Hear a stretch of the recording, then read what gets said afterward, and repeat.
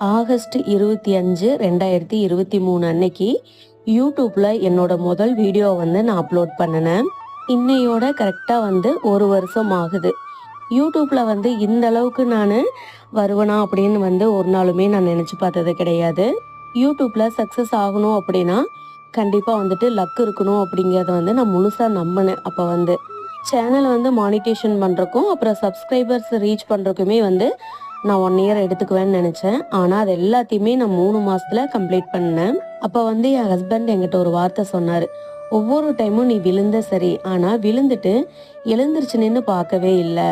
நீ ஒவ்வொரு டைமும் விழுகிறப்ப ஒரு ஸ்டெப் முன்னாடி தான் விழுந்திருக்க, அது உனக்கே தெரியல அப்படின்னு சொல்லி சொன்னாரு. அது வந்து பார்த்துட்டிங்கன்னா 100க்கு 100 உண்மையான வார்த்தை.